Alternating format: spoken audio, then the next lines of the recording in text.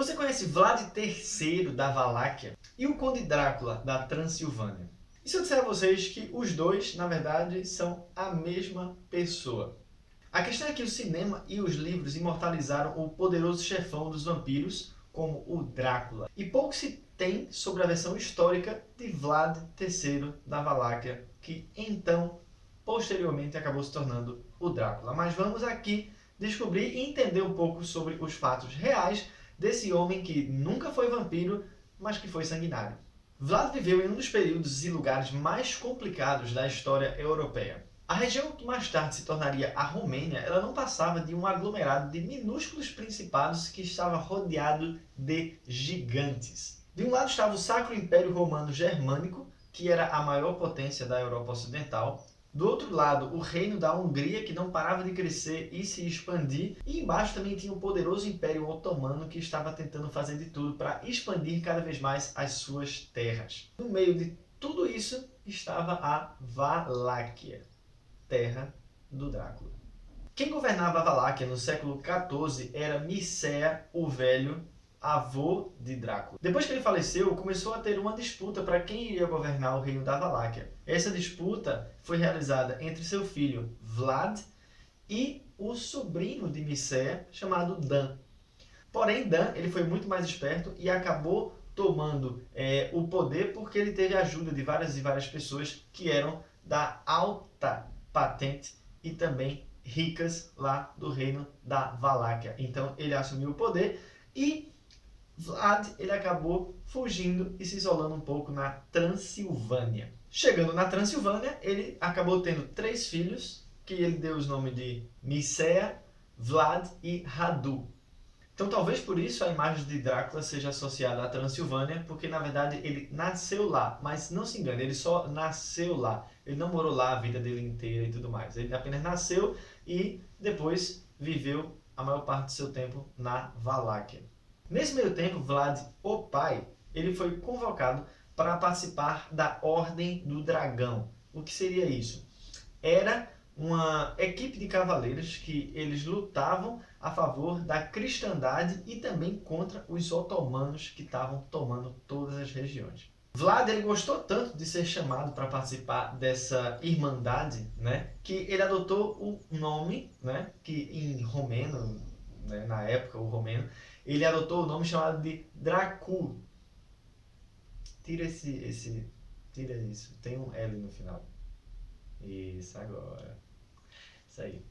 Dracul quer dizer o dragão em romeno.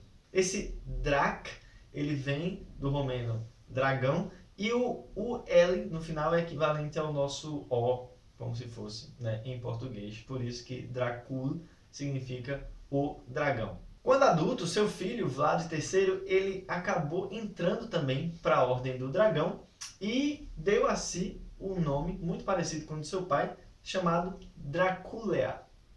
Draculea significava o filho do dragão. Ele não era o dragão, mas ele era o filho do dragão, isso em romeno. Então, a gente pode dizer que hoje em dia Drácula ele é visto como o filho do demônio e uma das pessoas mais sanguinárias que já existiram aqui e se tornou um mito. Quando, na verdade, ele era apenas um guerreiro de Cristo. Vlad o pai, então, agora participando da Ordem dos Dragões, ele retorna à Valáquia e destrona o seu primo. Ele assume o poder e começa a governar aquele seu pequeno principado. Porém, alguns anos depois de sua reconquista, os otomanos, os turcos, acabam começando a querer invadir a Valáquia. E Vlad ele faz algo muito bizarro. Ele pega seus 2 filhos, Vlad e Radu. Por que não Mircea, o outro filho dele? Porque era o primogênito. Então ele estava aguardando para futuramente Mircea assumir o trono da Valáquia. Então o segundo e o terceiro filho, no caso Vlad, que era o do meio, né, e Radu, eles foram entregues nas mãos dos turcos como uma oferta para que os turcos não atacassem a Valáquia. Então esse foi o acordo que Vlad fez e, por sinal, funcionou muito bem durante mais de 10 anos. Depois de mais de 7 anos de cárcere, o sultão ele resolveu soltar os 2 jovens. Porém, apenas Vlad ele quis voltar. Radu acabou ficando lá com os turcos porque foi levado pequeno e acabou se acostumando com a vida de lá e continuou morando lá.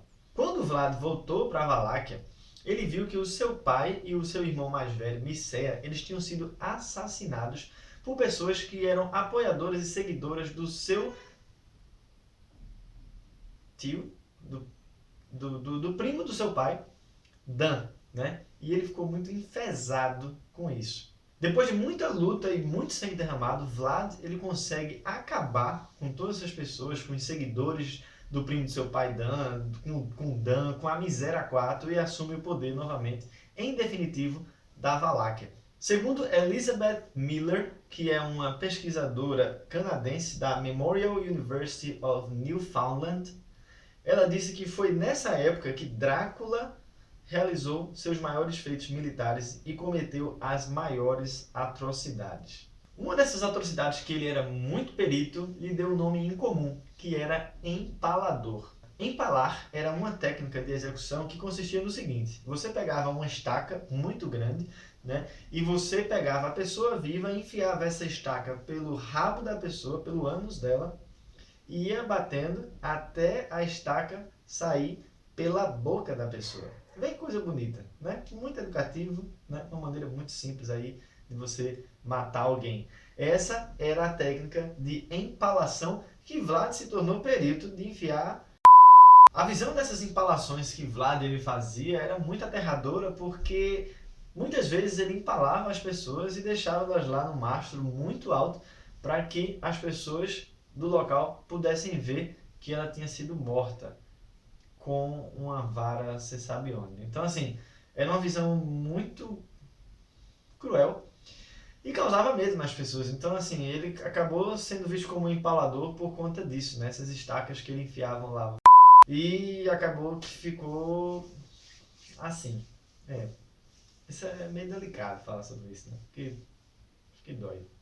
Porém, o seu tempo de dominação lá na Valáquia, de ser o príncipe da Valáquia, acabou passando, né, porque os otomanos voltaram a tentar invadir e tomar aquele pequeno território que poderia ser muito fácil de ser tomado pelos otomanos, pelos turcos, né? Então eles começaram a invadir e levaram milhares de soldados para invadir a Valáquia e com isso Vlad ele não ia conseguir lutar com essas pessoas. Então o que aconteceu? Ele pegou e fugiu.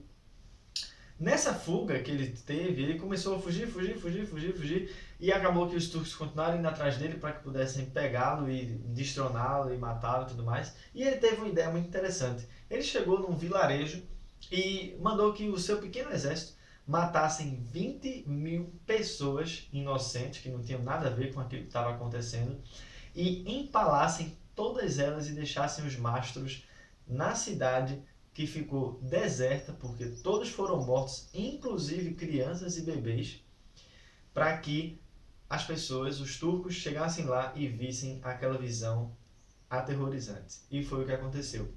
Quando os russos chegaram lá e viram aquela coisa, aquela cena de toda a cidade, 20.000 pessoas mortas, empaladas, com um mastro naquele lugar, saindo pela boca, em pés,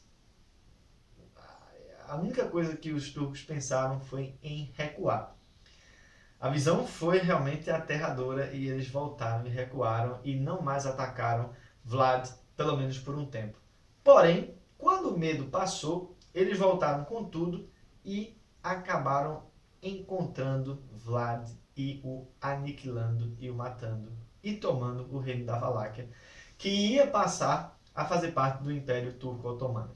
Vlad ele teve sua cabeça decapitada, a cabecinha dele foi levada lá para Constantinopla e o seu corpo foi mutilado e espalhado por diversos lugares, né, para mostrar que ele não valia de muita coisa. Ainda segundo Elizabeth Miller, se julgarmos Vlad apenas pelos registros escritos, ele é mais tirano que herói. Não há dúvidas sobre sua crueldade, mas pode-se argumentar que ele não era pior que outros líderes de seu tempo. E isso é verdade, porque ele estava apenas querendo proteger o seu território, a sua terra-mãe, enquanto os turcos estavam querendo invadir o território que não era deles. Então, de certa forma, era uma briga meio justa. O que não era justo era pegar pessoas inocentes, apenas 20.000, e empalar todas elas. E isso aí foi um erro cagado que ele fez e que ele errou por conta disso. Mas eram líderes e eles faziam de tudo para proteger o seu território e segue a vida. Agora vamos a 3 curiosidades sobre Drácula que talvez você não saiba. Primeiro, ele era um conde? Não. Drácula ele nunca foi um conde, ele foi príncipe, né? Então, era Príncipe Drácula, mas como esse nome Príncipe Drácula parecia muito negócio da Disney e não causava medo a ninguém, acabou se colocando Conde porque é uma coisa mais obscura, né, mais tenebrosa, então Conde Drácula soa muito melhor do que Príncipe Drácula, entendeu? Para causar medo, surte mais efeito. Outra coisa interessante que a gente sempre vê em filmes, né, matar um vampiro enfiando uma estaca no coração. Isso pode ser uma versão mais light do que Vlad ele fazia com as pessoas quando enfiava a estaca no... e matava as pessoas. Então pode ser que teve essa associação, né, de matar um vampiro com uma estaca no coração por conta das estacas que Vlad acabava usando e eu não vou mais falar onde é que ele colocava. Terceira curiosidade é que a Romênia ela continua lucrando alto até hoje com relação ao seu vampiro queridinho. Para se ter uma ideia, eles estão pensando até no futuro em construir um parque totalmente temático e voltado para o vampiro safadão. Então é isso, pessoal. Se você gostou de conhecer um pouco sobre a história do Drácula como você não conhecia, né? Não é o Drácula de Bram Stoker, não é o Drácula 2000, nem Entrevista com o Vampiro, mas espero que vocês tenham gostado e conhecido um pouco sobre o homem Vlad da Valáquia, que foi colocado posteriormente para ser o Empalador e depois acabou virando, pelas mãos de Hollywood e de vários escritores, o Conde Drácula, sendo que nunca foi conde, nunca foi vampiro, era apenas uma pessoa tentando proteger a sua comunidade. Então até a próxima semana com outro vídeo, com mais curiosidades para vocês, talvez sobre outra pessoa que nunca foi o que poderia ter sido.